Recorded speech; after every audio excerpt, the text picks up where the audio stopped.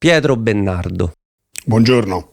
fisioterapista, osteopata pentito. Tipo Buscetta, sì. Oggi è un episodio un po' romano. Abbastanza. Infatti ho messo la maglietta di Portaportese, non rubare che è già rubata, rubato. non si sa. Allora, a parte la romanità, benvenuto nel podcast Peso le parole. Grazie. Questo podcast, come già hai intuito da quello che hai visto sui social, lo stai ascoltando ogni tanto? Come no? Assolutamente. Ok. Non è vero.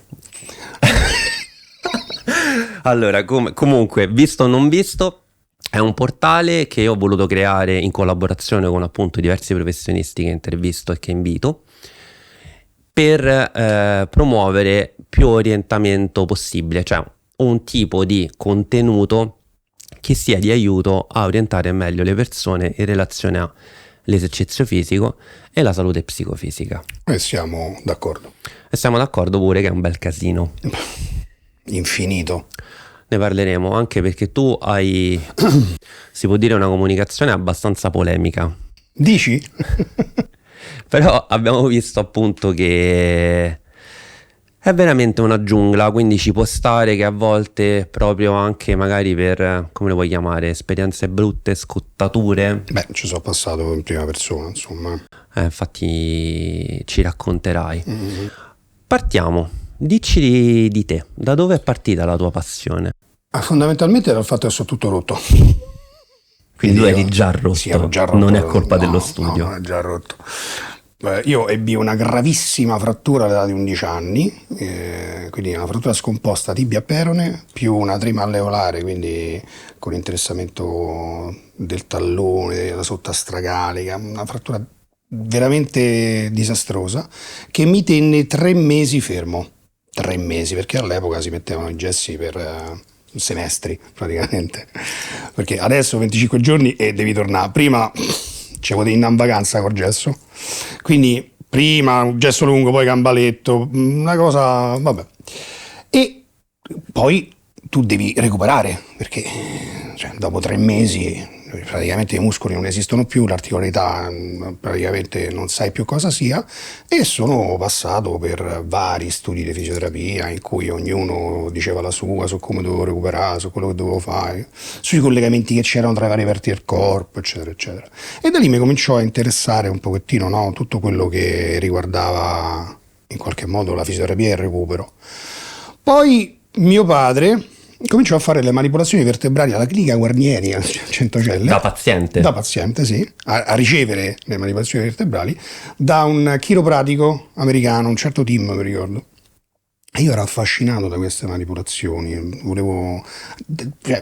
sentivo di avere la skill motoria per farle.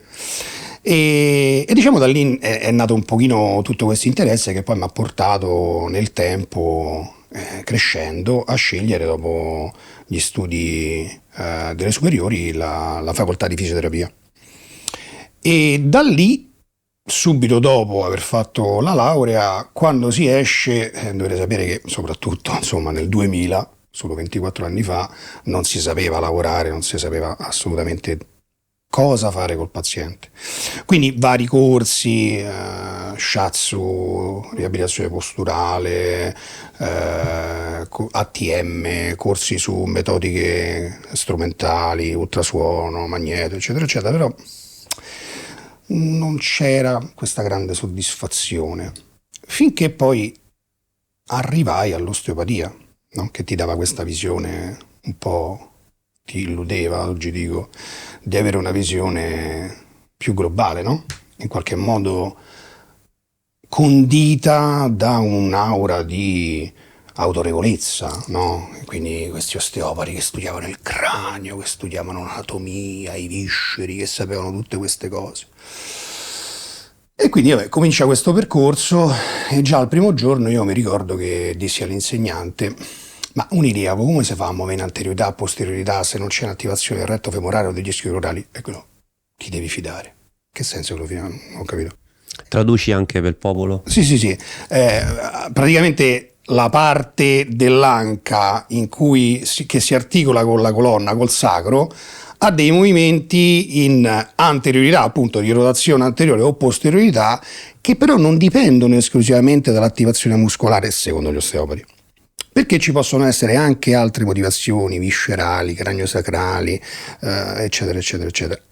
Cosa che non mi convinse già da subito. Io al primo anno stavo per lasciare, per capirci. Poi invece ci fu una sorta di atto di fede, no? Accettai di cercare di capire come funzionava questa disciplina. Nel tempo tantissimi dubbi hanno continuato a invadere lo spazio appunto dell'apprendimento, però ho sempre accettato questo compromesso, no? Quasi a voler sperimentare fino alla fine cosa accadesse. Finché poi, diciamo, sia perché ero orientato a seguire determinati tipi di persone su Facebook, ancora andava solo Facebook, sia perché comunque c'è sempre stata, ecco, lui ha colto questa polemica in me proprio nelle vene, ho cominciato ad approfondire determinati concetti e a capire come funzionava anche la letteratura scientifica. Ad onor del vero, l'approfondimento della letteratura fa parte più degli ultimi 2-3 anni in cui ho padroneggiato un pochettino di più la lettura di alcuni paper, alcuni articoli, anche se devo dire è una cosa veramente, veramente complessa, e quindi a capire che tante cose, insomma, non è che fossero così fondate sulla realtà. E quindi a mettere in discussione un pochino tutto. Quindi osteopata pentito. E quindi mi sono pentito di diventare osteopata, sì. Perché in questo momento io non mi sento un osteopata. Cioè so di aver studiato per tanto tempo e tra l'altro anche insegnato osteopatia, quindi ancora peggio. Allora, ti dico una cosa. Io ho già invitato un osteopata e ne verranno altri. Sì. E quindi ovviamente poi ci saranno, diciamo implicitamente in delay, in ritardo, come i DOMS, come dolori muscolari, probabilmente anche altre opinioni, però certo. La mia rimane, Certo. quindi io costruisco anche la mia opinione, accresco la mia opinione e vario la mia opinione anche in base a quello che mi insegnano le persone. Ovviamente. Per esempio, anche grazie per esempio alla dottoressa Rossi ho capito ancora meglio quanto l'obesità è da considerare sempre di più una patologia a sé stante e quindi con una relativa relazione sullo stile di vita. Certo. Poi vedete l'episodio che ne abbiamo parlato lì. Ugualmente adesso mentre parlavi mi è venuta in mente una cosa, perché tu hai detto che hai scelto poi l'osteopatia per il fascino della visione più globale. Sì. Io come ti ho raccontato privatamente ho collaborato con diversi osteopati. Nelle prime esperienze ce n'è stata una raccapricciante, ma raccapricciante perché all'inizio si è sviluppata positivamente, dopo sono venuti fuori degli aneddoti molto spiacevoli, però come ti dicevo ci sono stati anche degli osteopati, in particolare 2, che mi hanno dato belli strumenti di crescita. E stavo pensando mentre parlavi tu che forse, oltre a quello che poi vedremo sensato non sensato, come si dice, di arricchimento di quello che magari uno studia, insomma quello poi lo contestualizzi bene, certo, anche tu che hai più esperienza. Certo. Però magari un valore è anche di filtro accademico, nel senso è come un po' quei medici magari che con tutto che hanno 60-65 anni ancora fanno i corsi di aggiornamento e magari addirittura vedi il medico di base dei 66 anni a fare il corso di aggiornamento in PNEI e esercizio motorio. Anche se quella in realtà sono corsi bellissimi, però fai caso che avessi detto un'altra cosa molto meno scientifica e molto meno validata, no? Comunque una persona che ancora ha voglia di studiare approcci più integrati è sicuramente una persona più attenta, più sensibile al paziente e quindi in continua ricerca di strumenti. Quindi mi spiego, forse quello che ha portato l'osteopatia, a parte secondo me che ha comunque colmato in qualche modo un difetto del sistema sanitario assolutissimamente sanitario nazionale, E piccola parentesi, io sono uno di quelli che dice e che trova spiacevole, trova, chiamiamolo, diciamo deludente, quando il fisioterapista si basa solo sulla prescrizione ortopedica. Io sono un fan dei fisioterapisti, quelli più pirati, quelli più... No, ma nelle capacità e nelle possibilità del fisioterapista c'è la valutazione indipendente. Però alcuni... Non la possono fare per motivi cognitivi, sì. Sì, alcuni sono un po' resistenti. È come se quello che viene da sopra dalla prescrizione è rigido e non si può andare oltre. E io invece sono fan dei punk, di quelli che dicono... Sei responsabile legalmente se fai qualche cacchiata. Però, tra l'altro, io già l'ho detto in altri episodi, io lo faccio. Cioè, a me, lo dico pubblicamente, già l'ho detto, quando mi arriva il cliente che mi dice guarda, io ho finito il percorso di riabilitazione, devo fare rinforzo, però mi sento che ancora non sono proprio al 100%, solo che la fisioterapia non me la passano più, mi hanno detto che tu mi puoi dare una mano, e mi dice so che dovrei fare prettamente isometria, io poi faccio come mi pare. Nel senso, se valuto che serve altro, perché molto spesso serve altro, faccio altro. E questo è un atteggiamento un po' punk. Ma è giusto che sia così, detto tra noi. Insomma, lo faccio perché penso sia giusto, e soprattutto perché poi nell'esperienza ho collezionato esiti positivi, anche di ritorno da quelle stesse figure. Già l'ho detto una volta, cioè capita che il cliente poi torna dal medico e dice guarda, tu avevi detto di fare isometria, rinforzo sul quadricipite, personal trainer mi ha ammazzato il stabilizzatore dell'anca, ischio-crurali, e mi ha fatto lavorare tantissimo sulla muscolatura plantare perché aveva visto che il piede lavorava male. La muscolatura plantare mi affascina tanto. E l'ortopedico, quello che è il fisiatra, no, fantastico, hai fatto benissimo. E come già ho detto, il paziente guarda il medico e dice perché non mi hai detto te? Però non è una cosa negativa, è la prova del 9 che serve un po' più di fiducia verso le figure che fanno ginnastica. Ma certo, altrimenti sarebbero tuttologi, no? Esatto. E tra l'altro questo crea poi il difetto opposto, che poi il tuttologo sembro io, perché il paziente, deluso dall'osservazione clinica iniziale, avendo avuto il risultato magari con i miei esercizi, mi guarda e mi dice ma tu sei un grandissimo. No, io ho fatto il mio lavoro. Quello che capita pure a me, però io riporto sempre all'ordine. Certo. Perché è giusto che sia così. Bravo, non sono io col plus, è che ci stanno un po' di difettucci nel sistema. A volte ci sono un po' di difettucci. E tutto questo per dirti cosa? Che penso che oltre appunto quello che abbiamo appena detto, aver colmato un buco di difettucci del sistema sanitario nazionale, è stata una cosa che ha filtrato quei fisioterapisti o comunque persone che lavorano in ambito sanitario per la salute psicofisica come più interessati.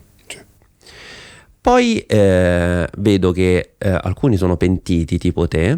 Molti di quelli con cui io mi sono trovato bene in realtà non sono pentiti come te, ma hanno fatto un loro set di strumenti. Cioè altre cose le hanno un po' lasciate da parte. Ma quello che dico quando mi commentano i video è: se all'osteopatia gli togli un sacco di roba, non è più osteopatia, è diventata qualcos'altro. Però correggimi se ho capito bene, il problema di fondo forse è più legabile alla privatizzazione e alla spettacolarizzazione di un qualcosa che in teoria ha un che di magico, che in realtà poi non è così magico. Sì, riassunto in soldoni. Permettimi di aggiungere che è un discorso, secondo me, che trova spiegazione anche nella filosofia che sta dietro all'osteopatia. Dici? No? Perché l'osteopatia nasce in un periodo storico ben preciso in cui non c'erano medicine, non c'erano anestetici, non c'erano antibiotici, non c'era niente, non sapevi come curare i pazienti. E quindi questo Steele, che si è messo a studiare sui cadaveri per 10 anni come era l'anatomia, ha cominciato a inventare la sua metodica per trattare delle cose, ma poraccio non c'era niente, che doveva fare? Cioè, ok? Ma trova senso nel 1870, nel 2024, quella roba lì, non aggiornata, diventa qualcosa di anacronistico, no? Allora, ti chiederò di cercare di di tracciare una linea tra fisioterapia e osteopatia e spiegarci bene le differenze, perché l'obiettivo del podcast è sempre dare... Difficilissimo, ok? Ho chiamato te perché sei in grado. Ok. No, nel senso, l'obiettivo del podcast è dare un contenuto che faccia orientare meglio le persone, ma io in questo orientamento voglio far capire alle persone anche che tutti i professionisti si devono basare su appunto basi scientifiche, ma questo è necessario, ma a volte neanche basta, perché come abbiamo visto c'è sta gente che plurititolata. Esatto, che ne dice di cose. Che cosa succede? Che pensa anche solo a come l'ho appena detta la cosa, e quindi non mi fido di nessuno. Bravissimo. E che cosa è successo secondo me? Che ci sono stati diversi fisioterapisti che non hanno esercitato la componente, come dici tu, anche di osservazione clinica e di messa in pratica delle loro competenze oltre la prescrizione che è arrivata da fisiatra, chirurgo, ortopedico, eccetera, eccetera. Non solo a pagamento, in studi con un certo modo, certi tempi, mentre l'osteopatia, a parte avere un fascino un po' più appunto multidisciplinare, immediato, anche se vuoi magico, chiami, vai, spesso a prezzi, almeno quando è andata di moda, perché adesso le cose stanno cambiando, inferiori, e dei risultati più rapidi. Cioè, ci sono state persone e ci stanno persone che effettivamente quando sono andati dal fisioterapista, e magari quel fisioterapista, perché io sono innamorato di fisioterapisti, sì, però quel fisioterapista puoi parlare tranquillamente, non ti aggredisco. Ha fatto 4 sessioni di Degar e alzate le mani. Degar. Capito? Magari ha intercettato poi l'osteopata o anche il personal trainer, perché è successo anche questo. Assolutamente. Qualche esercizio, qualche manovra, di quello che ti pare. Tu sarai un osteopata pentito, però io dopo che sono stato all'osteopata sono stato benissimo, ogni volta che ci vado sto benissimo. Ma ci dobbiamo domandare perché. Però attenzione, questa cosa è importante, nel senso, perché o per come, se la persona è stata meglio e ha trovato un beneficio, comunque io non me la sento di dirgli no, hai fatto male, hai fatto bene. Se c'è avuto un beneficio, anche se sei andato da uno sciamano, ma è quello che dico io, se tu stai meglio, ci sta da farsi delle domande per non incappare in pericoli, e dobbiamo vedere anche questa persona come si muove in relazione a quello che ti promette, no? Assolutamente sì. Però prendi esempio Zero come personal trainer. Tu vieni da me e mi dici, a me mi fa aspetta, sto pensando a un aneddoto che ho messo questo. Allora, ragazza che mi dice io comunque tra una cosa e l'altra, in continuazione, comunque durante e post ciclo, ho un sacco di dolore proprio muscolare, addominale, pelvico, eccetera eccetera. Che cosa dico io? Questa secondo me è la cosa che è eticamente giusta. Ho detto, guarda, non è assolutamente di mia competenza. Ci sono dei muscoli che a volte si comportano un po' in maniera bizzarra, o in debolezza, o in ipotono, o in ipertono, in irrigidimento, eccetera, che a seconda di come variano i flussi di sangue e l'assetto ormonale possono darti più o meno dolore. Ci sono degli esercizietti che si possono fare anche in palestra come riscaldamento e defaticamento. Noi li mettiamo, vediamo che succede, no? E poi le persone sempre, questo è successo sempre in relazione ai dolori del ciclo, piano piano non hanno più bisogno del moment o quello che è, e piano piano dicono, guarda, la ragazza mi è venuta in mente e mi dice, guarda, ogni 3-4 cicli ce n'ho uno un po' doloroso, ma comunque niente a che vedere come prima. Quindi c'è un effettivo risultato. Però io quando ho iniziato non gli ho detto che avremmo fatto qualcosa, perché non lo puoi sapere prima, perché sono delle situazioni e dei distretti molto complessi, con 2000 interazioni che esulano dall'esercizio. Però questa persona potrebbe andare in giro a dire no, perché fate il miracolo. Ok? Quindi questa situazione qui, questo scenario qui, riguarda molto spesso gli osteopati. E se ci pensi è veramente complicato, perché tu quelle persone non gli puoi dire solo complicato è perché tu a quella ragazza, a quella persona non gli puoi dire no, te lo sei inventato, ti pare che... No, non dico che se l'ho inventato io. Quindi appunto forse nella divulgazione, nella sensibilizzazione, mi viene in mente che oltre a cercare di sensibilizzare i plausibili pazienti e clienti, vanno sensibilizzati anche i professionisti. E mi chiedo, tu che hai scelto la vena polemica, anche io sto cercando di abbandonare. Funzionerà? No. La Perché, risposta è no. Perché cioè, comunque è un attacco. La risposta è no. Ma infatti sto cercando di edulcorare anche io. Diciamo che arrivare con l'informazione sicuramente deve rompere un muro, che è quello delle convinzioni personali. E molto frequentemente questa cosa non avviene, soprattutto se sei polemico come me. Diciamo che... Ti dico una cosa, ma mi vanto un po'. È perché ne va costruito un altro prima di abbattere quello. Sì, capito? Ma non è facile.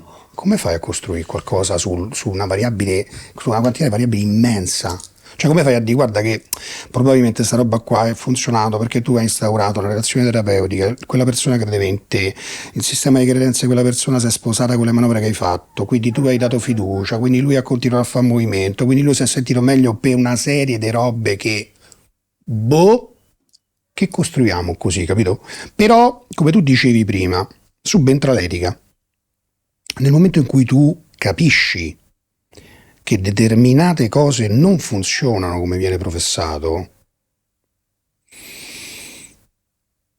come faccio a dire a una persona che lo faccio guarire perché gli faccio queste manovre? Quando so che il cranio non si muove e i visceri non danno dolore, a meno che non abbiano un problema gravissimo e quindi devi trattare viscere con le medicine o con l'intervento chirurgico e non con le tecniche sulla panza. Cioè, e lì è successo questo in me. Ho cominciato a dire, oddio, aspetta, ma queste cose non sono vere. E quindi come faccio io a dire al paziente? E da lì poi è nata anche, sono sincero, un po' di acredine nei confronti di quello che mi era stato detto fino adesso. E quindi anche un tentativo, a volte maldestro, magari lo ammetto, di dire, oh, fermi però, ma che sarà di? Tutte le persone che arrivano a un certo punto di comunicazione e sensibilità sono state maldestre. Cioè non puoi coltivare una dote così complicata come la comunicazione senza aver percorso certi tipi di errori. Sperimentato, certo. Ma anche io l'altra volta ho fatto una storia e ho detto vi do una versione mia 2013 e ho detto un po' di cose polemiche, no? E una cliente vecchia mi ha detto ma quale 2013? Pure 2016 e 2017 perché porella con lei ci andavo un po' pesante. Un po' pesante. E poi mi ha ritrovato e dico ma che è mossa? Perché appunto uno riflette. Guarda, ti farò una domanda su questo discorso viscerale, Sì. ma innanzitutto ti chiedo appunto, basandoci su questo fatto che comunque le persone che sono al di fuori della professione, delle competenze professionali, ma anche vicine, metto anche uno come me che non Sì. ha studiato fisioterapia o Sì. osteopatia, ma ha competenze vicine, no? Sì. E come la distinguiamo la figura del fisioterapista e l'osteopata? Leva tutto il riabilitativo da ictus, chirurgie, tutto quello che post-chirurgico, eccetera. Parliamo del trattamento del dolore, fondamentalmente, no? Perché poi il paziente viene da te con un dolore, come io risolvi? non post-traumatico, non post-chirurgico. Fondamentalmente è quello. Capito? Grazie. Aspetta, fermo restando che continuo a dire che secondo me il successo degli osteopati è venuto anche per un timore reverenziale di tanti fisioterapisti di non mettere le loro competenze, perché ce ne stanno alcuni, io ne seguo per esempio alcuni che sono molto autonomi come competenza, cioè fanno l'osservazione clinica, l'anamnesi, ti spiegano, ti raccontano il caso studio, ti fanno vedere il percorso, altri che sono veramente esecutori di ricette. Un po' io la colpa gliela do a loro, cioè nel senso la credine deve venire anche da loro. Nei loro confronti, dice. Sì, scusami, deve arrivare anche un pochino a loro, perché se tu sai che c'hai un cacchio di background, un cacchio di competenza, una capacità di manovra che va oltre quella semplice prescrizione medica, vedi anche gli esercizi. Cioè, a me a volte sono arrivati clienti in palestra che mi hanno detto il fisioterapista dopo avermi riabilitato mi ha detto di fare solo stretching, e tu fai dei banali test sui ROM, sui range articolari della persona e lassa su qualsiasi articolazione. Scusami, io non so fisioterapista e pieno rispetto al fisioterapista, ma io un po' me incazzo, cioè, ma come cacchio ti è venuto in mente? Vuol dire che non l'hai visto, vuol dire che è finita la tua prescrizione medica che ti è arrivata, hai detto a posto così, fai stretching perché so che mobilizza. Allora, io ho molti DM, cioè, a me seguono molti professionisti giovani che mi chiedono che devo fare, ti prego, aiuto. Poi mi piace, no, approfondire. E io dico, scusa, ma all'università che ti hanno insegnato? So fermi a 2000. Cioè, ok, c'ho dolore, perfetto, massaggio, rinforzo del core, tecar, laser, ultrasuono, macchinetta e stop. Ma è quello che mi insegnavano a me, veramente 97-2000. Cioè non c'è un discorso sulla neuroscienza del dolore, non c'è un discorso appunto sulla relazione terapeuta-paziente, non c'è un discorso su che cosa funziona, che cosa sappiamo che funziona nel low back pain, per esempio, a specifico. Che cosa funziona? Lo sai? No, non viene insegnato. Io mi sono fatto, con rispetto parlando, non guardate le mani, guardate le braccia, a studiare, a leggere, a cercare di capire, ma aspetta, fammi capire, siti americani, ho seguito gente su Instagram che diceva cose tipiche, che poi vabbè pure lì bisogna capire perché poi devi filtrare il personaggio, no? Perché Certo. poi magari no, non stai a leggere un articolo scientifico. Per cercare di capire che cosa funzionasse veramente e che cosa funziona veramente è fondamentalmente, quello che dico sempre, la capacità di comprendere come cucire addosso a un paziente un percorso, che è un percorso verso una cura, perché poi la guarigione è un concetto molto complesso, Certo. perché non sempre si guarisce, questa cosa la dobbiamo dire, ma curare qualcuno vuol dire prendersi cura di qualcuno, cioè essergli vicino. Non solo, sai bene che la riduzione della sintomatologia non è equivalente a guarigione. Quello sto dicendo. Però se torni a fare le due cose, che me frega a me se sei guarito? Vuoi tornare, che ne so, a fare passeggiate in montagna? Sì, ogni tanto c'ho doloretto, via. Sti cazzi, vai tranquillo, ma qual è il problema? Capito? Perché poi gli devi dare pure sicurezza alla gente. Sì. Perché quello cercano nel terapeuta. Poi, detto tra noi, o fai in un modo o lo fai in un altro, cambia poco. Io dico sempre, se tu trovi il problema, sopra ci puoi anche starnutire, anche se prima non ho detto starnutire, e magari sta meglio uguale il paziente. Ma perché? Perché tu devi andare a cercare la motivazione. A volte ci sono pazienti che sono depressi, semplicemente, e magari hanno dei dolori un po' più presenti perché c'è questa attitudine, no? Alla vita che magari è un po' verso... Attenzione al dolore, sì. Lo valorizzano, cioè lo valorizzano nel senso che lo portano più facilmente all'attenzione, hanno più capacità di Il dolore è un'esperienza concentrarsi. emotiva.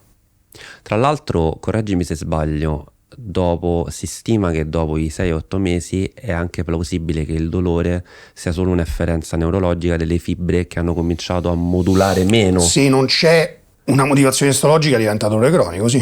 E il dolore cronico è quasi Di pertinenza diventa... neurologica. Esatto, diventa, cioè da discernere dal distretto doloroso. Disnocicettivo, cioè non c'è la nocicezione. E quello è un grande problema. Ci sono podcast sul dolore belli importanti in cui parlano, insomma, neurologi, anestesisti di fama mondiale, in cui parlano proprio del concetto di dolore senza nocicezione. Quindi il tuo punto di vista mi sembra di capire che è molto simile anche ad altri professionisti che sono venuti qua, tipo Claudia, che è molto brava a esporre la sua modalità da dietista, che è un po', bisogna capire appunto qual è la matrice d'atteggiamento anche che ha la persona in relazione al proprio problema, e se riesci a creare una compliance con quel tipo di persona e con gli strumenti che potrebbe adottare quella persona, Hai vinto. però E non lo devi rendere dipendente. Però vedi che buffo questo discorso, perché questo, se è Già t'ho sposato capito. dal fascino io vado oltre, Certo. perché tu pensa una cosa, no? Immagina, mi invento un aneddoto, io, a parte che una mezza cosa mi è successa, una delle prime fisioterapiste con la quale ho avuto esperienza personale, avevo avuto una distorsione alla caviglia, insomma, pertini, un po' di cose, alla fine immobilizzazione. Questo appena mi ha visto, ha levato l'Ercas, ha detto questo, o da Margatto, mi ha fatto fare esercizi in PNF, mi ha detto alzati, ma come mi hanno detto che non posso camminare? Alzati, cammina. ho continuato a fare gli esercizi, ho continuato a fare la cura, me l'ho considerato, ma senza immobilizzazione con gli esercizi ho risolto. Che succede? Io a quella persona, ero piccolo, cioè avrò avuto 18-19 anni, mi ci sono affezionato tanto perché è andata oltre. È un po' quello che ti dicevo prima, cioè... Ma è così. Però quando... Cioè adesso, statisticamente, socialmente, quelli che vanno oltre sono gli osteopati. Ma non solo. Ci sono anche altre figure che vanno oltre. Sì, però capisci che Però è paradossale. Però subentra l'etica. È quello che ti dicevo prima, perché se tu sai che una roba funziona per tutti questi motivi che abbiamo capito e che in realtà non c'ha un substrato scientifico reale, ti devi muovere in un ambito in cui dici aspetta però, che sto a fa? È giusto che io dica sta cosa? Anche se so che creare la reazione terapeutica passa per una sorta, lasciatemi dire, inganno. Certo. È un problema, almeno per me. Io c'è stato un periodo in cui sono entrato in grandissima crisi, lavorativamente parlando, perché non sapevo più che fa una volta capita sta roba. Cioè, stavo per lasciar Ma perdere. sì, perché noi se siamo interessati molto alla salute personale, perché te abbiamo una storia simile, no?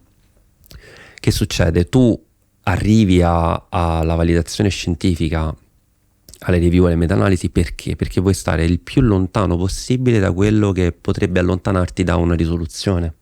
Quindi è un mezzo di veridicità. Cioè lì so che c'è la verità dei fatti.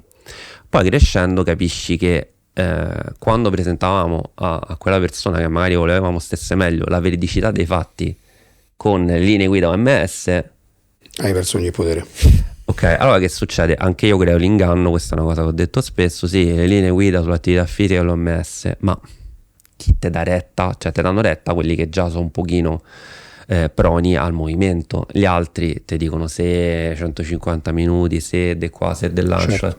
te vorrei vedere a te che famiglia mia, tutte queste battute un po' romanacce che però rendono bene il personaggio, no?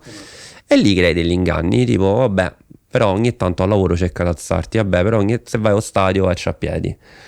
A macchina perché è già un po' più lontano.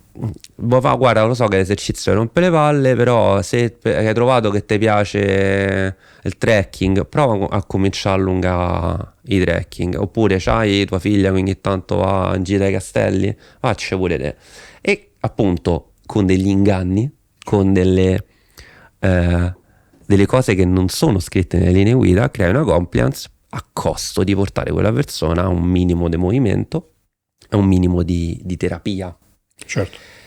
E questo però vedi che è un bel argomento, perché fondamentalmente è l'argomento che torna più spesso nel podcast e che sto cercando sempre di più di approfondire con parole diverse da altri professionisti, perché è proprio là il nocciolo, perché alcuni di noi, professionisti e pazienti, si incastrano con il criterio scientifico e invece, come dici tu, quello lo so io, lo adopero io per etica e per sapere che se adopero degli inganni verbali è per creare più complicità con te, ma non per costruire una figura professionale o un ego o un'identità da santone. Certo. Che però piace a un sacco di gente. Purtroppo. Soprattutto sui social, no? Perché pensaci, anche adesso la forma polemica di debunking è comunque una polarità. Sì, ma certo. Capito? Cioè è difficile stare fuori dalle polarità, è veramente complesso. Sì, però l'intento sottostante è importante. Cioè prevenire, per esempio, errori o ritardi di diagnosi che a onor del vero non succedono così frequentemente, è una cosa importante. Perché se ti arriva una paziente, per esempio, come è capitato a me, che era stata già da tanti altri professionisti, alcuni anche molto famosi, che aveva un dolore che non passava con niente, quindi refrattario al trattamento farmacologico, acuto, in storia di tumore da cui era uscita da 5 anni, e il Quindi dubbio fuori dal mantenimento. il dubbio devi far venire. Non devi continuare perché vuoi risolvere. Cioè devi dire, aspetta, capito? Il criterio deve essere anamnesi, valutazione, test, che fermate, però sto dolore refrattario al trattamento farmacologico non mi piace. Vogliamo fare un approfondimento a metastasi cervicale. Certo. È altra roba. Ripeto, devo essere onesto, intellettualmente non succede frequentissimamente, però può succedere. E mi è successo più volte, sono sincero. Non solo con tumori, ovviamente, anche con patologie che necessitavano un intervento chirurgico, per esempio, lo devi accettare. Non puoi fare tutto. Quindi in quel senso lì credo che abbiamo una responsabilità. Ecco perché poi questo tipo di debunking, secondo me, funziona, no? Come intento più alto, che non Certo. deve, che non deve diventare, ah, siamo arrivati a schifo. No, non mi interessa quello. E infatti sto cercando di cambiare questo tipo di comunicazione, ma credo che ci sia un intento nobile sotto e per quello lo porto avanti, Sì, sì, sono d'accordo. capito? Ma ho capito anche che cioè, il senso è proprio di presentazione dei propri strumenti. Bravo. Perché cioè, non è che si scredita un eventuale arricchimento dell'effetto positivo di una manovra, di un esercizio, eccetera. Perché, come abbiamo detto, no, prima chiacchierando, se c'è una parte effetto placebo, ma ben venga, se tu stai meglio Perché no? funziona. Certo. Però essere cosciente di quello e non darsi poteri che non stanno né in cielo né in Che non terra. esistono. Qual è secondo te la parte dell'osteopatia praticata che è meno scientifica e più criticabile? Devo mettere in mezzo i guai. Vabbè, tanto insomma la pagina mia è piena. Cranio sacrale, vogliamo parlare del cranio sacrale? Che non sacrale? E viscerale, trattamento viscerale. Ma lo so perché ci stanno anche scuole che hanno ridotto il programma poche E secondo ore. me ne sono Eh, uno dei motivi. quindi Beh, no. ma io ho parlato pure con gente del certo livello del viscerale. E ti dicono la stessa cosa. No, vabbè, poi no, alcuni l'ho portati a ragionare. Mm. Però ti chiedo, allora, perché questa domanda me la sono portata anche io negli anni, no? E qualche osteopata mi ha detto, guarda, non cascare nella cosa che sia effettivamente una cosa sul viscere, a volte ci stanno delle interazioni fasciali e connettive e legamentose. Tu che ne pensi? Ma guarda, ci sono degli studi che sembrerebbero dimostrare una relazione tra la radice del mesentere e la possibilità del trattamento alla panza, perché non lo chiamo trattamento viscerale, che possa in qualche modo agire sul rilassamento della muscolatura intrinseca della colonna e quindi giustificare quella riduzione del dolore lombare quando vai a smanassare la panza, ok? Sì, ci può sta. Io ho visto pure Il problema è quando, scusami, il problema è quando però gli dai giustificazioni neurologiche molto fantasiose. Capisci? E lì, fermo. No, non si può fare. Poi che ci sia un effetto inibitorio sul dolore, come ogni tipo di terapia manuale, però, perché dobbiamo dire che non c'è solo il trattamento viscerale e la manipolazione vertebrale, cioè abbiamo la digiropressione, cioè abbiamo il massaggio, cioè abbiamo la mobilizzazione, cioè abbiamo le pressioni con la palmo, cioè abbiamo un sacco di roba che funziona, la terapia manuale, però la roba più figa qual è? La manipolazione, e la Ok, quindi c'è la spettacolarizzazione. no. Sì, è quel fascino che crea, no? Nelle persone. Cioè, io ti tocco la pancia e ti passa il dolore alla gamba. Come hai fatto? Capito? Perché per esempio io a volte faccio degli esercizi che fondamentalmente sono ginnastica post-parto, però li utilizzo per particolari carenze della muscolatura profonda addominale e pelvica, che ovviamente io non posso fare altro che esercizio, no? E per esempio in quegli esercizi molto spesso quando fanno quando li eseguono correttamente ci sono dei movimenti intestinali e quindi lì mi chiedo, mi sono detto, a volte ho fatto la battuta, dicevo questa è ginnastica viscerale. Secondo me è un po' lì che si crea il territorio d'appoggio per fare la spettacolarizzazione, no? Invece quello che tu dici guarda, hai fatto quell'intervento sull'anca e si è mosso e la paziente ti dice guarda, sono 2 o 3 giorni che vado meglio al bagno, digli che c'è sta un collegamento connettivo, fasciale, legamentoso, eccetera, muscolare, ma non gli dire che è agito sul viscere. Questo sostieni? No, non è che lo sostengo io. No, come consiglio comunicativo. Sì. Perché io penso che se ne rendano conto, o tu c'hai il dubbio che non se ne rendano conto? No, non se ne rendono conto, alcuni purtroppo hanno. Cioè alcuni pensano di agire sull'organo? Ma te la mettono in un modo che tu ci credi se non vai a studiare. Perché se tu prendi un libro sul viscerale, loro ti spiegano delle relazioni neurologiche e ti parlano di facilitazione, secondo Irving Core, che ha fatto 2 pubblicazioni nel 1970 e poi non si è filato più nessuno, che ti dice che il territorio, che ne so, per esempio, la colica renale classica, ok, che ti dà dolore da dietro, avanti, trafittivo, arriva al testicolo del maschio, piccolo e grande labbro della donna. Quando c'è una, però, patologia seria del rene, perché la colica renale viene se c'hai un calcolo, se c'hai un problema grave, ok? Che poi l'uretere non è il rene. Nel momento in cui avviene questa comunicazione viscere-soma, è perché il foglietto viscerale del peritoneo arriva a trasmettere, senza farla troppo complicata, al foglietto parietale del peritoneo, che poi trasmette alla parte muscoloscheletrica, e quindi il sintomo viscere, che ricordo essere protopatico, cioè non si sente dove c'hai dolore perché è fatto così il viscere, diventa epicritico, cioè diventa specifico e si manifesta con la coltellata da dietro avanti che arriva giù. Ma perché c'è un problema serio al viscere? Che ti dice il Irving? Ti dice no, perché se io ho un problema lieve all'uretere, che magari non è stato mai diagnosticato, mi mette in facilitazione quel territorio dell'innervazione là, e magari se tu c'hai un dolore lì è perché c'è una patologia subclinica dell'uretere che nessuno ha diagnosticato, perché lo osteopati sentono tutto con le mani, non gli serve l'ecografia. E che succede? Lui dice, se tu lavori il rene, quel dolore lì se ne va. Ma in fisiologia semiotica del dolore viscerale sappiamo che questa cosa non esiste, perché il viscere manifesta la sua sintomatologia se c'è un problema grave che smette di esistere nel momento in cui curi il viscere, perché il dolore si manifesta nel momento in cui tu hai un problema viscerale abbastanza acuto o che dura abbastanza tanto nel tempo da fare sto salto.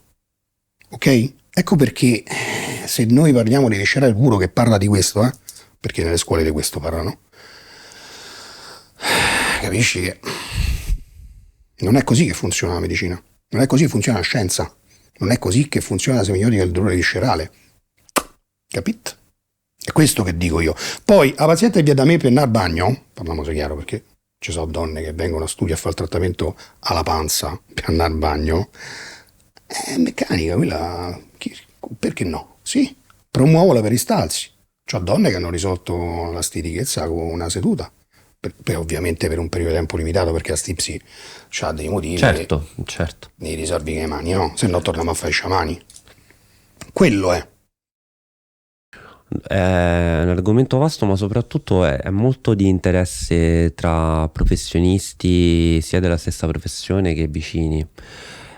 Questo stavo pensando proprio mentre parlavi, che forse la difficoltà suprema di questo concetto qua è che questo non interessa ai pazienti. Ma cioè il paziente dice io sono andato meglio. E bisogna, come ti posso dire, cercare di far luce su questa cosa senza far sentire loro stupidi. Capito? A me mi capita anche con l'esercizio, no? No, ma quello non lo faccio più, No, però basta comunicazione su ampia scala, arriva. Se non ne parlavamo un'ora, arrivava. Certo. Cioè qua mo fare i deal da un minuto per me sarà complicato, perché e se tagliamo il pezzetto sul il chiarimento sul viscerale, o sai, polemiche, critiche, e quindi appunto io ho fatto il podcast, cioè sta roba qua, ma come fai di là in 2 minuti? Tant'è vero che spiegando le cose così, osteopata pentito spiegato in un'ora diventa tutto un altro tipo di comunicazione. Tu vuoi aggiungere qualcosa su questo discorso qua? Sul viscerale, diciamo che i punti fondamentali che io poi ho individuato grazie all'aiuto di un medico, ciao Elias, che mi ha sopportato per mesi, che pare che poi insomma è abbastanza banale se ci pensate, cioè la sicurezza di essere su un viscere con le mani. Certo. Come fai a avercela? Che con l'ecografia è difficile capire dove stai. Tra l'altro venne fatta una prova tempo fa e la feci io con rivista e ma come fai a essere sicuro dove stai con le mani? Cioè, il punto di revere che mi viene in mente l'unico è il retto che sta dietro la sinfisi pubblica, è ok, ma se no non è proprio possibile essere sicuri. Poi c'è questo discorso del dolore viscerale che diventa scheletrico e poi alcuni studi, per esempio sul come si chiama l'IBS, Sì, la sindrome la intestinale sindrome irritabile. sono stati fatti, però diciamo che i risultati sono abbastanza banali, no? Sì, c'è un miglioramento dei sintomi, però nel lungo periodo come si cura? A parte che ci stanno degli studi molto interessanti che però hanno informazioni cliniche poco fruibili perché pongono più nuove questioni piuttosto che dare indicazioni terapeutiche sull'esercizio fisico. Cioè, l'esercizio fisico, se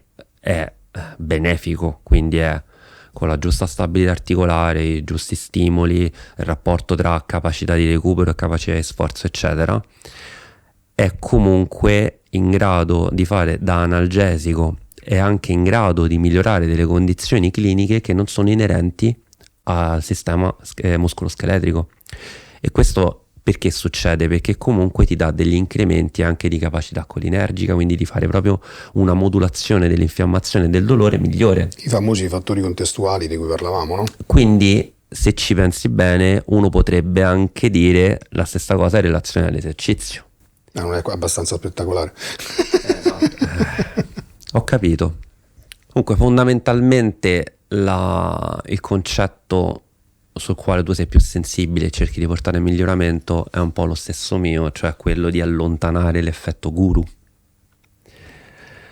che sì, comporta anche un certo tipo di coraggio nel dire io faccio il mio, ci stanno tante relazioni organiche, fisiologiche con l'esercizio, potrebbe migliorare un sacco di cose, però non lo vesti con guarda che ti passerà Ci l'intestino. penso io. Esatto, esatto. Purtroppo il guru vende tanto. Il guru ti singura. Ti singura? Fantastico. Diceva una persona che io reputo un maestro, Gianni Galassi, grandissimo. E sì, stop al guruismo, ci proviamo. Il problema è che adesso cominciano a apparire anche guru buoni. Quindi il guru che fa la polarità opposta, quindi continuo debunking, e la comunicazione è sempre: ma hanno detto sta cosa, è una cretinata, questo dice questo, è un problema pure quello, perché poi la persona non gli è dato, non gli è detto come orientarsi, perché lì basterebbe dire questo, che è quello che cerco di dire io all'inizio di ogni episodio. Vabbè, pure io sto facendo questo ultimamente. Sì, però allora il concetto qual è? Allora, io tengo che voi vi orientiate meglio, ok? Sappiate che per orientarvi meglio scegliete un certo tipo di professionista filtrato da un certo tipo di titolo, che con voi è un pochino più semplice, con i medici è abbastanza semplice perché è definita la cosa. Nell'esercizio motorio è un casino, perché questo concetto del kinesiologo AMPA, attività motoria preventiva adattata, come spiegava Erika, ma anche altre persone hanno parlato, è ancora confusionaria. Tra l'altro verrà come ospite una persona che sta cercando di fare una vera e propria associazione di filtro qualità per i kinesiologi, eccetera eccetera. Però lo dirò anche a lui, a me mi dispiace pure il fatto che mo dobbiamo fare una classificazione dell'esercizio motorio per la salute, ma deve essere tutto per la salute, cioè al di fuori dei team agonistici delle discipline motorie sportive competitive, ma dovrebbe essere tutto salute. Cioè pure in una palestra qualsiasi ci dovrebbe essere una persona idonea a un beneficio di salute, e invece dobbiamo fare una cosa apposta. Vabbè, Ma perché è l'unico modo, secondo me, per portare la gente in palestra a allenarsi, perché la gente non gli va ad allenarsi. Sì, ma che cosa succederà? Io mi auguro che questa cosa accade e gli voglio bene ai kinesiologi AMPA che faranno questo lavoro, però da kinesiologo AMPA comunque andrà una persona che già è a conoscenza di eventuali delicatezze cliniche, ok? Quello che sta benino, che si allena bene, pensa che sta a posto. Io li becco a volte gente che c'ha anche dei numeri proprio di prestazione, di pesi, di corsa, cioè gente che è allenata, 45-50 anni, e tu li vedi, oh, guarda che là prima o poi spacchi tutto, hai visto come si comporta il braccio, hai visto una cosa banale, gente che fa back squat e non riesce a tenere il gomito sotto perché non c'ha abbastanza rotazione, quindi se mette la scapola là gli si blocca il braccio. Però pure là c'entrano un sacco di fattori. Sì, però lì io sono in grado di dirti, guarda, vediamo, mobilizziamo sta struttura in modo che poi quando ci metti il carico sicuramente dovrebbe essere più stabile, perché il range di movimento non è al limite sotto carico, per dirti. Se no comunque rischi. Ora, quella persona lì, da kinesiologo... Realmente però, capito? Cioè nella realtà magari c'è gente che fa una cifra di cose sbagliate e non c'ha mai niente. Ah, certo, sì, però questa è un po'... Magari c'è una genetica di Dio. Sì, però scusa, questo è un po'... Mio nonno è morto a 95 anni eppure si drogava, beveva, Sì. fumava. No, cioè... Però sì. è vero.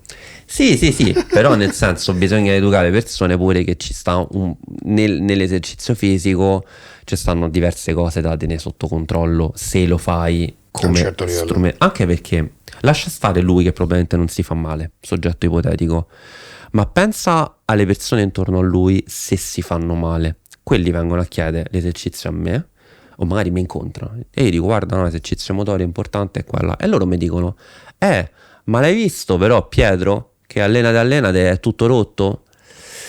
Tu non ti sei rotto con l'esercizio, ma quelli vicini a quelli rotti per l'esercizio sono stati demotivati a fare esercizio, capito? Certo. Quindi c'è proprio un fatto di pubblicità, come lo vuoi dire, di divulgazione sociale, antropologica dell'esercizio, cioè fanno una pubblicità negativa.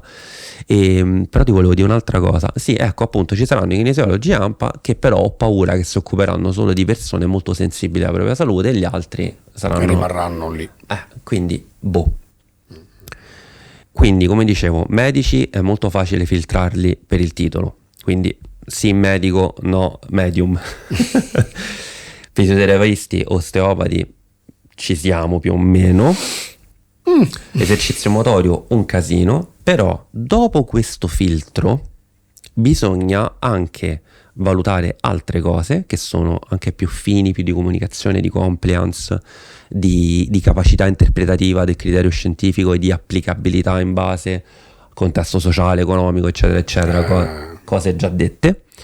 E poi c'è un altro fattore che alcune persone in quest'ambito fanno fatica a rappresentare, che si sbaglia, che non c'è onnipotenza e che non ci sono ancora informazioni assolute. Cioè le informazioni assolute sono quelle molto banali che sono alla portata di tutti, ma quando noi andiamo a cercare di appunto di trovare una soluzione per un problema muscoloscheletrico, ci stanno ancora diversi ambiti dove l'informazione assoluta non c'è. Quindi fondamentalmente chi te la dà già rientra nel guruismo, no? Sì. E da questo argomento ti parlo dell'esercizio motorio. Io per esempio, come ti ho detto già nell'aneddoto sul dolore da ciclo, l'esercizio motorio spesso dico guarda, io ho un set di più o meno 18-20 test che adesso tra l'altro siccome hanno cominciato a chiedermi un po' di lezioni, di consulenze anche a distanza, sto cercando anche di protocollarli per farli anche a distanza. Comunque, fatti questi test, io quei distretti comunque li sistemo, li porto in fisiologia e a volte capita che delle cose che non sembravano essere correlate migliorano. E come dicevamo prima, questa cosa non va investita di un potere magico no, io ti tolgo il dolore al ciclo, no, io ti stappo l'orecchio, come dicevamo privatamente, eccetera, eccetera, ma io faccio esercizio, l'esercizio interagisce su diverse cose, magari hai miglioramento anche su quello. Tu come ti interfacci all'esercizio? In maniera più semplice possibile. Io, come mia ovviamente filosofia, siccome spesso io dico i cadaveri vengono da me, cioè io invidio gli osteopati che manipolano belle ragazze in leggings e atleti che non c'hanno niente, ma a me capita di avere persone con problemi abbastanza seri che spesso poi hanno bisogno magari di chirurghi e di approfondimenti ben diversi dal semplice fare due scrocchi, e frequentemente sono persone che non sono avvezze a frequentare palestre. Certo. Quindi nel momento in cui tu gli chiedi di fare esercizio, la cosa fondamentale è che lo facciano in qualsiasi modo. Magari ti faccio fare così col dito, ma fallo, te prego. Quindi so che tu no, dici, ah no, l'esercizio complesso comunque vabbè. Io invece, per me l'esercizio complesso in certi casi, ma infatti poi chiarisci, in certi casi con certe persone è proprio la cosa peggiore. Però giustamente se parliamo ovviamente di persone avanzate e parliamo dell'attivazione dell'extrarotatore in una certa posizione di scapola è un altro fatto, ma Gigina che viene da me col dolore alla schiena, se mi fa addominali a casa io sono contento pure se alza solo la testa la sdraiata, quindi io ho questa visione qui. Però lo utilizzi. Sì, ma comunque sono sempre stato molto affascinato anche da tutto ciò che è più complesso, soprattutto per quanto mi riguarda, anche, Sì, anche se faccio la latte machine dietro. No, la domanda vera era se tu comunque lo adoperi come strumento di mantenimento terapeutico. Assolutamente sì. Lo consiglio assolutamente, cioè andate in palestra, speriamo che ci sia un buon allenatore, però andate in palestra. Allora, guarda, sì, ho capito il discorso sull'esercizio complesso. Allora, lì vedi la comunicazione quanto è difficile. Quando hai visto quelle storie lì, io ce l'ho con quelle persone che la fanno semplice su popolazione sportiva. Ah beh, certo, ma avevo capito.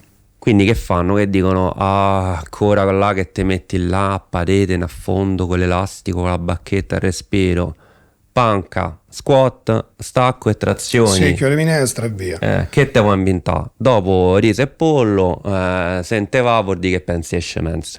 Ecco, quelli mi stanno un attimino sulle palle, perché non è proprio così semplice, ma poi perché ho preso coraggio anche a comunicare a loro, perché poi mi è capitato, Marco, ti saluto, una persona squisita, che io a un certo punto per fare dei video su esercizi un po' più complessi l'ho invitato in palestra e ho detto guarda dobbiamo fare degli esercizi un pochino più, ma da una mano tu che fai CrossFit. Per me ne può fare quei esercizi, nel senso no, infatti lui mi diceva no, ma infatti io sono tutto rotto, c'ho un sacco di dolori e spesso c'ho problemi qua e là, perché c'erano una marea di cose da mettere a posto. Quando devi mettere a posto anche solo la sinergia, la stabilità articolare o fa stretching sul muscolo, a una persona molto allenata, ma come una persona molto mobile, non c'hai lo stesso esercizio che hai studiato per tutti. Assolutamente. Cioè tu devi strecciare bicipite femorale, la dico più semplice, a una persona che si porta la tibia qua, no, poi mette a fare stretching passivo, soprattutto se c'ha 30 anni. Stessa cosa, quello che ci mette 150 kg su front squat, non gli allunghi il dorsale, respira e butta il braccio su. Cioè gli devi dare una sollecitazione, soprattutto in quei casi di rinforzo e stabilità, perché sennò il sistema efferente le dice che voi muovete? Non ho capito bene. Cioè, voi muovete? Il dorsale mio? Sei sicuro? Perché là tutte le strutture tendine di controllo, ma anche quelle sui fusi neuromuscolari, non sono proprio docili, cioè se hanno deciso che quell'articolazione non si muove. Non si muove. Quindi là vuol dire che se tu c'hai... Però lasciami dire che a volte non è detto che si debba muovere. Ah, voglia! No, aspetta, meglio rigida che mobile. Se sei in pericolo, meglio rigido che lasso. Quello sempre, assolutamente. Sì, quello sempre. Però... Però per esempio l'osteopata ti dice se non si muove, no. muove. No, io guarda, le persone che vengono con lassità, io lo dico sempre, sei più in pericolo che una persona rigida. Perché assolutamente. se non c'è un certo quantitativo di capacità di esprimere forza e stabilità, meglio ferma. Ma forte. Esatto. Però ecco, quando capitano quelle persone là che hanno il quadricipite, il gluteo, la schiena che sostiene 150, 180, 200 kg, ma l'intrarotatore o paravertebrale o l'iliocostale non riescono a tenere pochi chili, lì per portare i muscoli piccoli a efficienza di quelli grossi, che è paradossale se ci pensi, gli esercizi diventano molto complessi, quindi con quelli ce l'ho, cioè attenzione che quando vedete appunto un esercizio che sembra bizzarro, buffo eccetera, va contestualizzato, Però ecco, comunicativamente si è sovrapposto a un altro concetto che invece che quello che fai tu, che è sacrosanto, cioè se la persona non si muove, non gli puoi far cose troppo complicate, perché sennò diventa un ulteriore deterrente al movimento. Certo. Quindi alzate, risiediti, rialzati in continuazione, cioè comprate i canovacci, fa un po' di esercizi per le mani, le plastiline, io uso tanto le plastiline.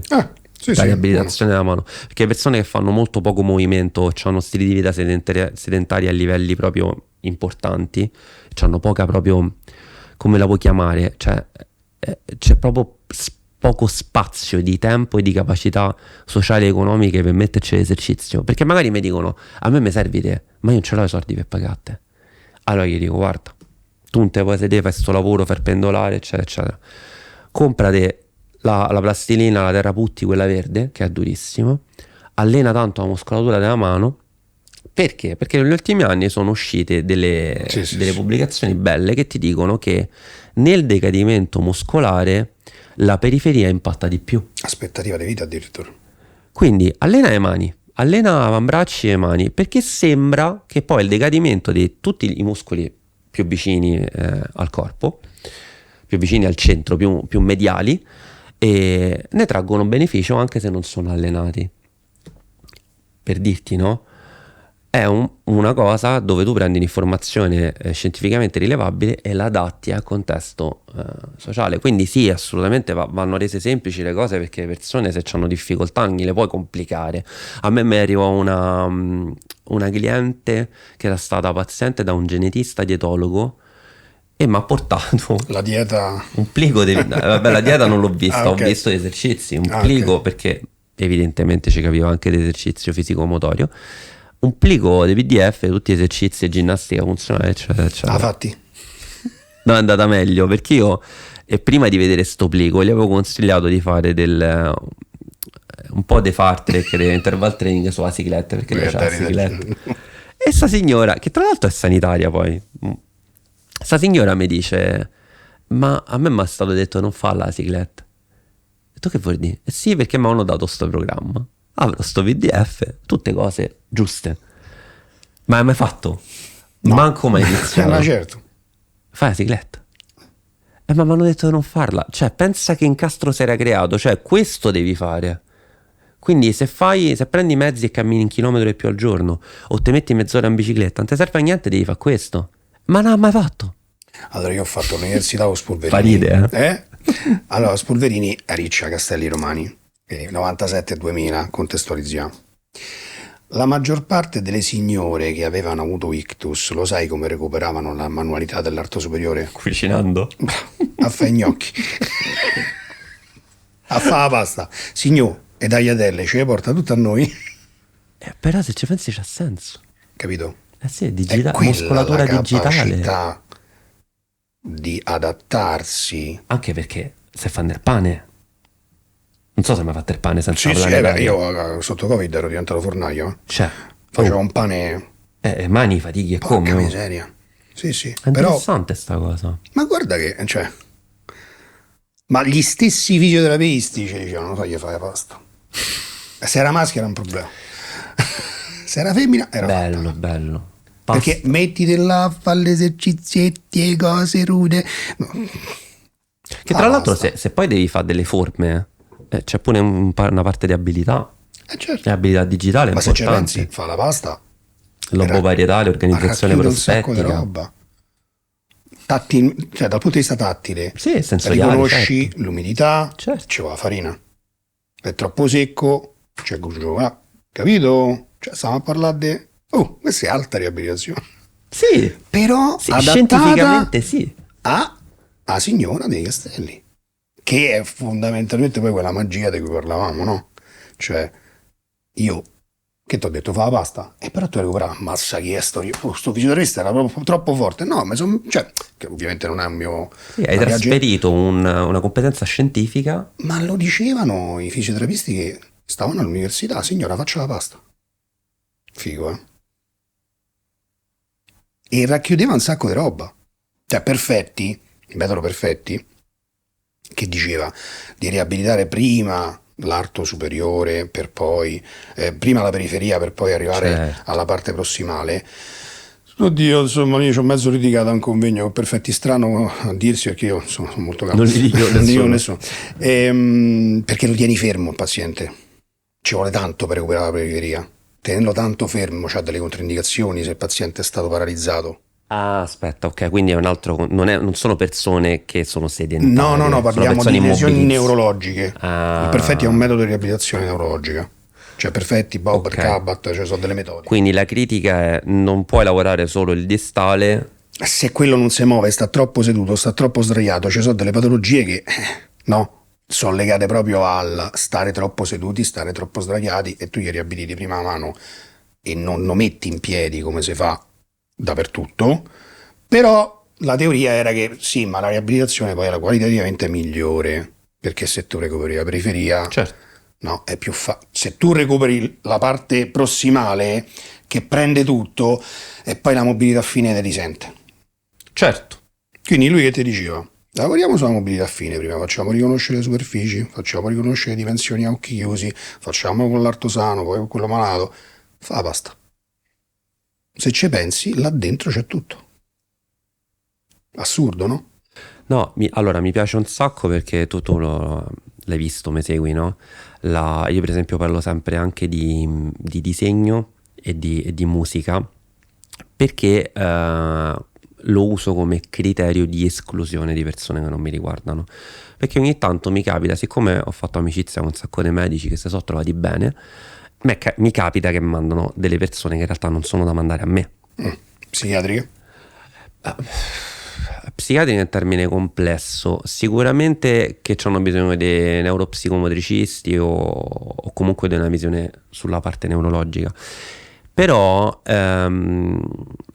che succede? Che socialmente a volte queste persone, per scongiurare che ci sia addirittura bisogno di neurologo, logopedista, neuropsicomotricista, Ah, mamma mia, che hai detto. ok, mandano parente stretto o portano questa persona da me, no? E io come faccio però? Allora faccio delle cose sulla musica, quindi andare a tempo, poi prima un piede, poi una mano, Di poi due piedi, cinesia. quindi proprio, sì, proprio base, e disegno di figure semplici che hanno organizzazione prospettica come può essere l'orologio. Ok. Ah, lì andiamo proprio sul test. Perché ero andato, specifici. avevo visto sono stato a un seminario dove c'è stato un luminare, ma non mi ricordo il nome, che ha spiegato che quando ci sono problemi cognitivi, parietali, eccetera, eccetera, è difficilissimo sia fare il cerchio È senza un test per l'Alzheimer, quello, lo sai? vedi, senza disegnare prima una riga. E poi l'equidistanza tra i numeri è più complessa. Tutti e 12 numeri in un Esatto. emisoma, in un emicerchio te fanno. E quindi che succede? Ovviamente è come se fosse appunto un criterio di esclusione. Cioè se mi vedo che non riescono ad andare a tempo, non riescono cioè per fare orologio ci mettono un quarto d'ora, eccetera, eccetera, è proprio palese che io a queste persone non gli posso fare nulla. È difficile mandare via la gente, ragazzi. E è anche un modo empirico per far rendere conto alla persona, dici guarda che qua non è un fatto di esercizio fisico, c'è da capire bene appunto un neuropsicomotricista, Se c'è bisogno di logopedista. supporto farmacologico, poi. Ah sì, vabbè, quello poi lo vedranno loro. E quindi il discorso del fare la pasta, perché sto pensando che ce l'ha quella componente che ha il disegno di immaginazione e organizzazione prospettica, quindi il lobo Gli varietale. gnocchi li va bene, tutti uguali. Mica può fare un gnocco così e un gnocco così. La parte sensoriale, come hai detto tu, dell'umidità, quindi appunto È della tirata bene sta del pasta. tatto. E fai leva sulla motivazione della donna dell'epoca, perché poi piano piano ovviamente Certo. cambierà sta roba, però che io faccia la pasta bene, oh. Sì, è coerente con quello che loro sono disposti a fare. Bravo. Fondamentalmente entri nel loro sistema le credenze, che è quello che dicevamo, no? Bellissimo. Fighissimo sta andando, mi è piaciuto. Sì, sta cosa della pasta è fantastica. Ma guarda, sta cosa del podcast mi sta facendo crescere tanto. A parte che poi nascono collaborazioni, Certo. e appunto cresce un portale che fa capire quanto è complesso orientarsi nella salute psicofisica, senza dire quello sì, quello no. Poi su alcune cose l'abbiamo detto quello no e lo diremo quello no, perché esistono le sciocchezze. Certo. Mantenendo però quell'onestà intellettuale, no? Certo. Che ti porta a dire boh. Sì, e diciamo che a volte, soprattutto le persone che sono più o meno nel centro Italia, quel boh è proprio me fa di altro. Infatti non lo so. avevo fatto non so se quell'episodio, quando uscirà il tuo, già sarà uscito, perché ce l'ho registrato, non so se uscirà prima o dopo. No, dovrebbe uscire dopo. Vabbè, comunque c'è un episodio che, se non è uscito prima, uscirà immediatamente dopo il tuo, dove ho fatto una scala di valutazione dei professionisti che, se mi ricordo bene, è no, vabbè. Boh, non lo so. No, era no, vabbè. Lo capisco e altre cose, no? Dove diciamo appunto, che ne so, quello che ti fa vedere i valori nutrizionali al supermercato. Da serie lo capisco, perché capisco l'intento, certo. Però insomma, no. Dai, un po' sa costanza tutto il tempo. Quindi il romano aiuta, cioè secondo me a livello clinico scientifico potrebbe essere utilizzato, cioè una specie di scala NRS del dolore, però fatto con il Però con romano. boh, non lo so, vabbè, forse, che te devo dire, mo. Capito? Sì, perché è espressivo ed è, cioè si capisce molto, no? Mi stai a dare sta responsabilità. Tipo, che ne so, guarda, sono stato da osteopata, mi ha detto che il problema mio del piede è... Dipende da orecchio. E che te devo dire? Sì, esatto. Cioè sulla scala la scala Zero Bennardo è bah. Fai come il dottore, lo psicologo, lo psicoterapeuta, no? Se vuoi fare, fai. Se vuoi fare, fai. Sappi che puoi fermarti. Vabbè, siamo stati abbastanza cazzoni. Dai. Però utile, molto intelligente, molto interessante, complimenti. Grazie mille. Oltretutto poco polemico. Ma ti ho detto, sto cercando di edulcorarmi, allora. Ma sì, ma perché il fine ultimo tuo è comunque quello di dare una mano alle persone, non è quello di fa... Perché c'è sta anche quello che vuole dire no agli altri per dire... Io. Capito? Guarda, ci sta un centro che è nato a Roma, che è molto figo, che ha anche in mezzo neuroscienze, preparazione atletica, eccetera, ma io non li inviterò e li sto tenendo un po' distanti, anche se ci sono delle cose che ci avvicinano, perché c'hanno quel fare lì. Troppo polemico. Noi. Ah, ok. Cioè, polemico, Noi siamo non noi. solo polemico, te dico io come si fa. Ok. Stai buono, perché sennò famo un altro assoluto. Ma guarda, io ti dico, alcune mie caratteristiche polemiche che fanno parte del personaggio le uso per arrivare al pubblico. Certo, Ok? è giusto. C'ha Però senso. ho capito che è un personaggio quello, che va tenuto per quei fini lì. Poi l'importante invece è tornare nella dimensione del, appunto, cercare di aiutare la gente a capire come muoversi in questa giungla. Però il personaggio aiuta. Che è una giungla, effettivamente. Mamma mia. È una giungla, e come stiamo dimostrando non è che se ne esce facilmente anche No. con i papers. Per esempio, hai visto il post sull'esposizione al freddo? Sì, figo. L'esposizione al freddo c'ha un sacco di benefici, ma in alcuni contesti fa danno proprio. Non ho approfondito, ma mi fido. Fa danno proprio. Per esempio, se il paziente Stavo leggendo sull'ipertrofia. sì, se deve recuperare magari da una sarcopenia, quindi deve fare crescita muscolare, il freddo ti aiuta sulla regolazione autonomica, l'assetto anche sembra, anche dei benefici anche sull'aspetto neuroendocrino, se contestualizzato bene, col giusto stimolo, eccetera. Però per la crescita muscolare sembra che non va. Analgesico sì, ma sembra addirittura ridurre i benefici di incremento del range articolare in chi recupera mobilità. Quindi stanno vedendo, aspetta, però gli funziona come analgesico, però l'escursione articolare viene limitata dall'impatto del freddo. È un casino, cioè Dici, no, perché la scienza ti aiuta a non cadere nel guruismo o nelle sciocchezze. Fino a un certo punto. Cioè, da leggere e da applicare è un casino. È uno sforzo. Cioè, È uno sforzo continuo, un impegno. non è facile. Poi mi legge la cosa quella persona e mi dice, ma come? Ma io facendo la doccia fredda ho fatto questo. Prima di tutto tu sei in quella fetta di popolazione che è già stata predisposta a un tipo di somministrazione del genere, perché la maggior parte delle persone devi pure capire se dicendo quella cosa non ti guardano come un matto. Io per esempio amo il freddo, nel senso che io sono uscito in maglietta a maniche corte stamattina c'erano 14 gradi a Castelli, ma se a me dal caldo mi fai passare al freddo, tipo al mare, stai a Piazzole devi entrare in acqua, mamma mia. E c'è un grande adattamento, quindi lì per esempio con me mi dovresti fare adattare piano piano.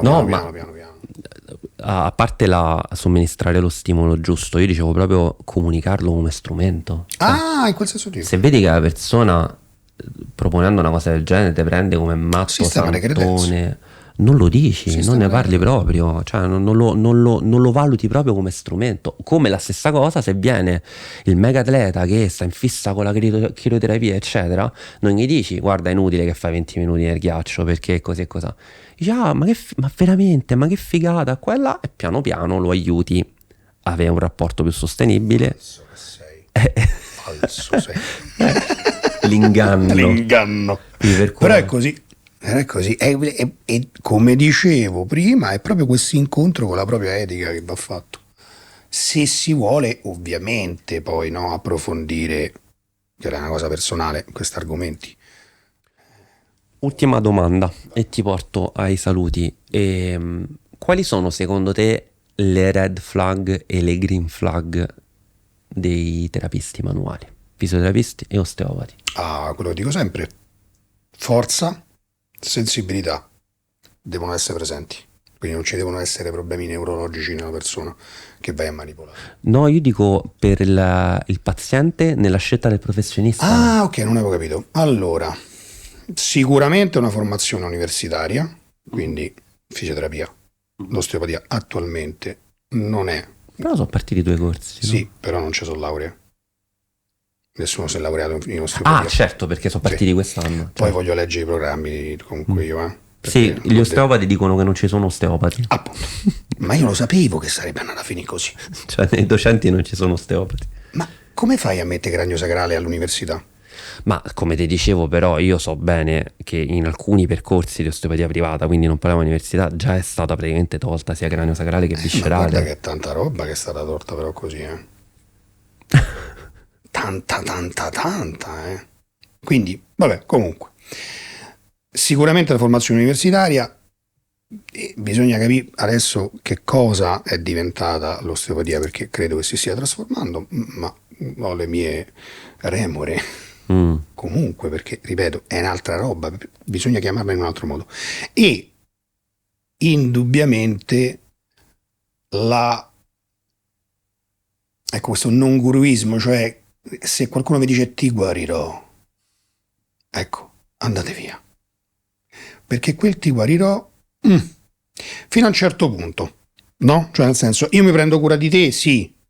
Cioè questa sensazione di essere presi in carico, questa anche simpatia, questa relazione terapeutica è fondamentale, ma chi t'arriva e ti dice ci penso io tranquillo, Ti salvo. attenzione perché lì ci siamo, cioè capiti dai, non è sicuramente una cosa facilmente distinguibile, però se ci si fa attenzione al personaggio che ti vuole salvare.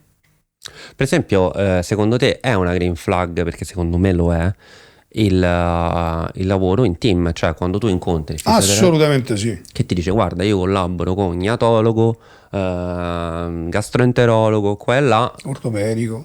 Sì, perché assolutamente quella sì. è buon segno, perché vuol dire che ha dei confini dove se vede qualcosa che va oltre quella. Un'altra green flag è che non vi fa venire troppo spesso studio e non vi Certo. rende dipendente. Guarda, ultimamente ci ho avuto a che fare con un professionista che ci siamo proprio detti, perché abbiamo qualche persona in comune, che ha sempre detto questa cosa, No, il tipo di lavoro che faccio io deve essere veloce. E stavamo a dire, però, Pietro ce va da 4 anni, Massimo ce va da 6. Quindi forse sta cosa che ha detto... Allora, io ho pazienti che vogliono venire, ok? Ma io gli dico, abbiamo finito. Vuoi venire perché ti senti meglio? Ok, ma non ne hai bisogno. Questo lo devi dire. Se però continua ad andare perché ti ti dice che c'è prendono bisogno... come massaggiatore.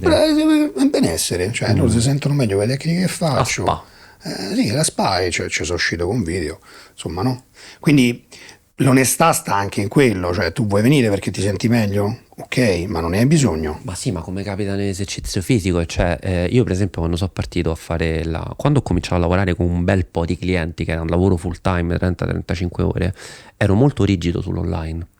Però poi che è successo? Che ho visto che tante persone in presenza, e non è che gli puoi fare il percorso ideale, la programmazione ideale, eccetera, perché un giorno non viene, l'altro giorno ha dormito 4 ore, l'altro giorno guarda, forse sto così, mi fa male così, e gli fai più posturale.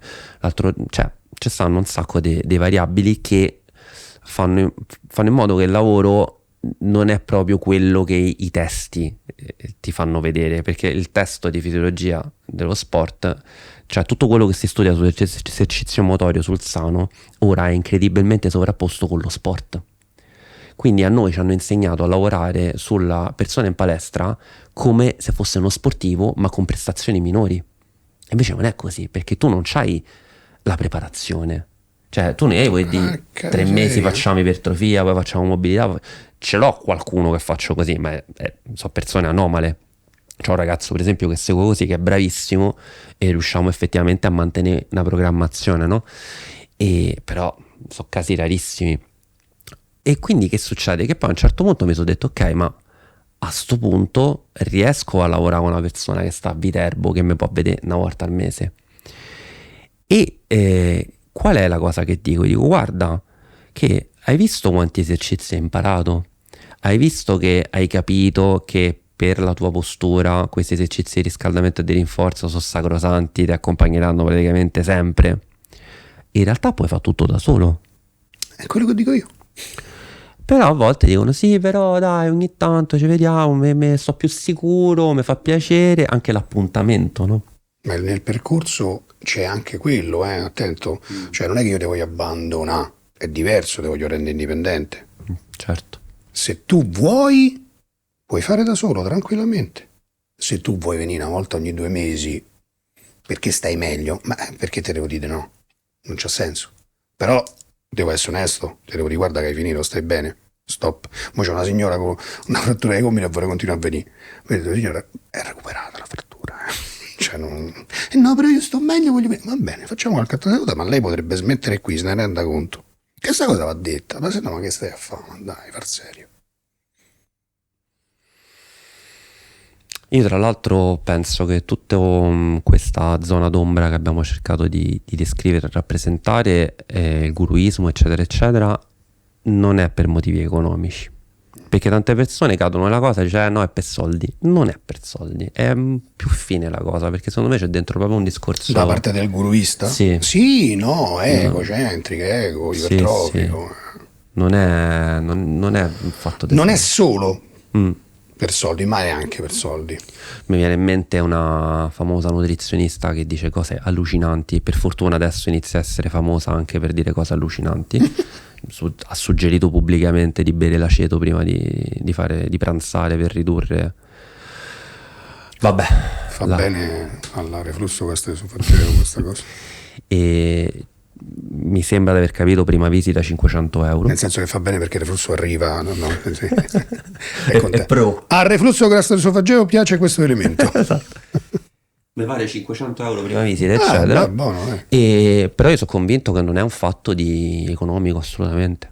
È un disturbo del comportamento alimentare, non sfociato forse apparentemente non nei criteri idonei per ricevere la cure. diagnosi. Però è quello, se una persona apparentemente mi sembra evidente che c'è qualcosa che non va. Come ce ne stanno tanti nel fitness, no? Beh, capirai, ma oddio, stavo per buttare giù tutto. Sì, ma anche lì, se vuoi, no, insomma, vigoressia, anoressia, distorsione della, come si chiama? Dispercezione corporea. Dispercezione corporea, cioè lì ce l'abbiamo tanti. Anche lì, ragazzo mio, Guarda che va a capire ci che saranno. cosa nasce da cosa e perché lo fanno. Guarda, ci saranno altri episodi su questo, ce ne sarà uno dedicato perché lo voglio fare, perché sai che cosa sta accadendo ora? Che si crea anche il guru opposto, quindi quello che ti dice e ti fa vedere sempre solo il lato di dispercezione corporea e di ortoressia. E lo sai come l'ho scoperta questa cosa? Perché volevo invitare una professionista dell'esercizio motorio, sì, una kinesiologa, che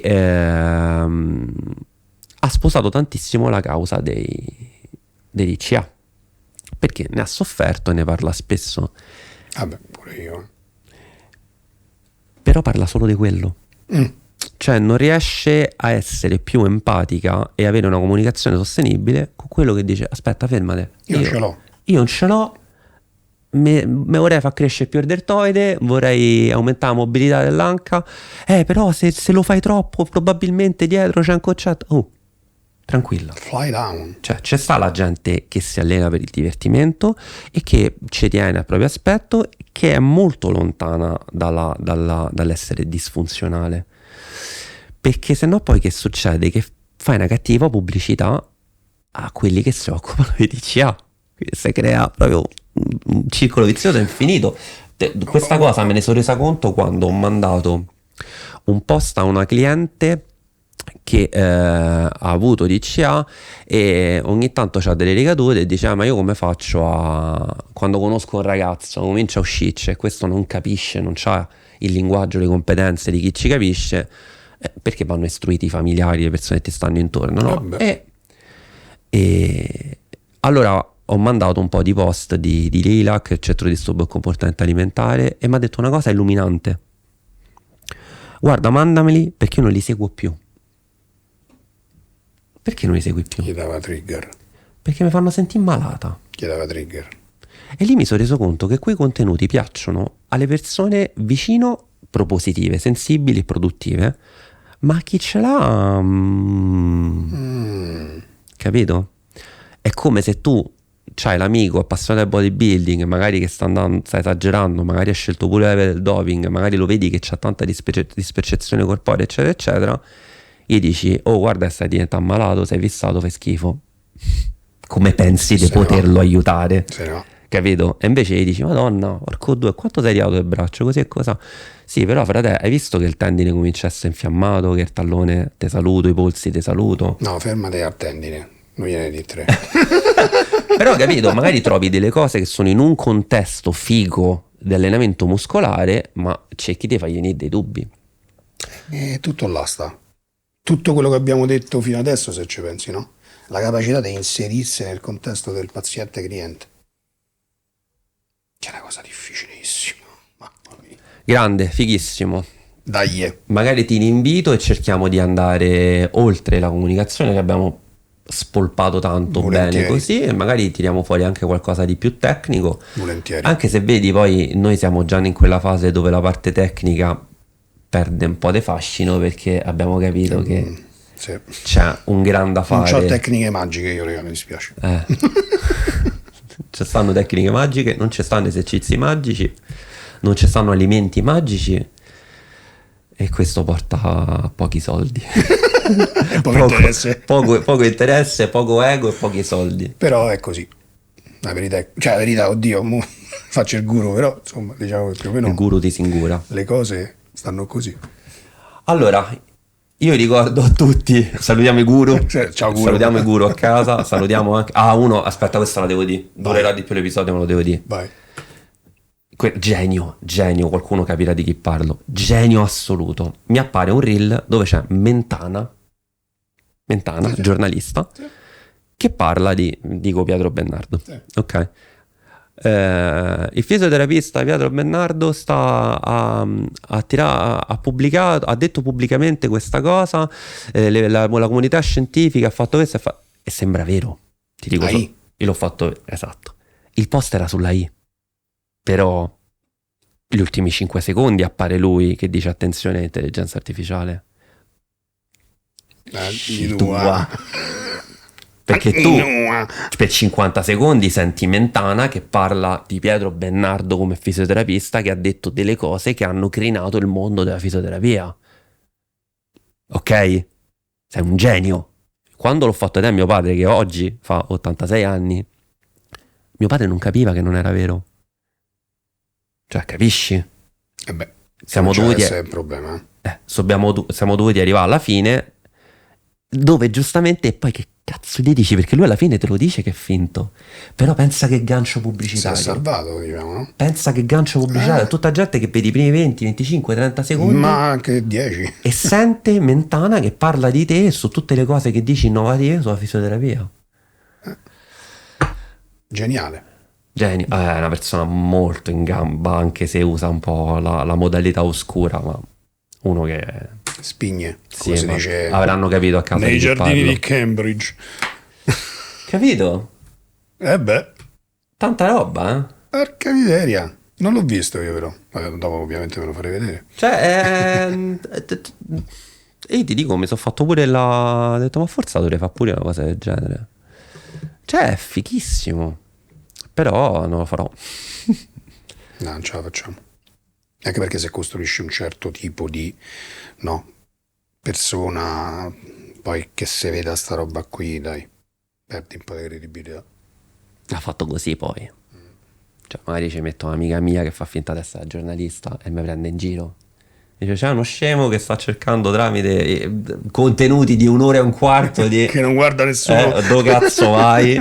Quello lo potrei fare, però Mentana, che cioè una cosa che viene presa subito per seria, è un inganno grosso. Sì. Allora, Direi comunque, vi ricordo che il podcast Peso le parole non è solo video su YouTube, quindi per tutti quelli che stanno nel traffico o nei mezzi c'è formato audio, Spotify, Apple Podcast, Amazon e così via.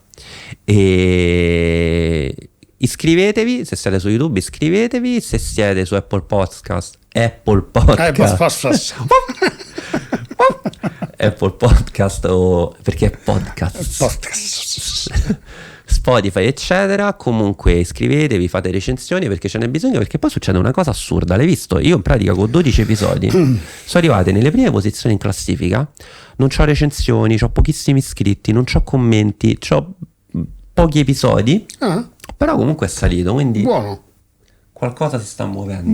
Buono, dai. Qualcosa si sta muovendo e poi l'interesse si sparge perché vanno a vedere te di che parli, perché insomma certo, venite qua e fate vedere anche il valore insomma dietro la comunicazione e la competenza, che genera fiducia, perché ci manifestiamo qui come persone non guru, ancora una volta. Io ho tanti dubbi io. Dici che funzionerà poco? No, ho tanti dubbi invece adesso è un guru. Sono l'antiguru. È anti pure, non va bene, abbiamo detto, bisogna trovare il modo, dai.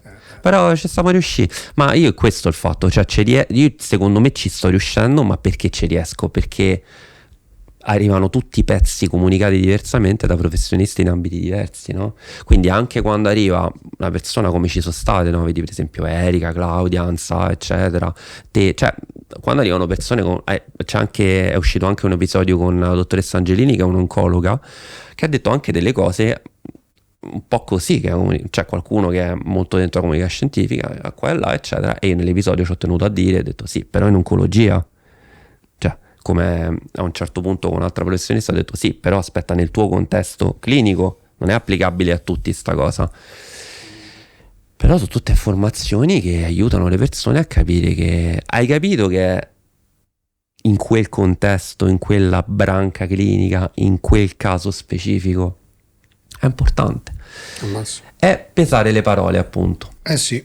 Tu continui a pesare le parole? Sì. Le tue pesano tanto. Edulcorare soprattutto. Tu le vorresti... però edulcorare le appesentirai, secondo me. Dici? Saranno ancora più... Oddio, le appesantisci in un senso produttivo, le alleggerisci in un senso produttivo, dipende che intendi. Vabbè, sì. Se può fare da Romano dei Castelli? No, io non sono Romano dei Castelli. Però quindi ci puoi riuscire. Io sono Romano delle Tre Teste. Non ci puoi riuscire. Non ci posso riuscire. Lascia perdere. Accanna subito i giochi. Accanna, vabbè. Tor 3 test, come si può fare? È tosta, eh? Tosta. È tosta. Borgata, proprio borgata. Sì. Cioè, già mi dicevi Torre Maura, cioè quella parte Già, un po' più urban, già, street, giovane. vero. Le Tor 3 test è anche un po' vintage. Sì. Capito? Cioè, a Tor 3 test per far macellaio ti devi chiamare Augustarello. Ma minimo. Se no... Non vendi, se no.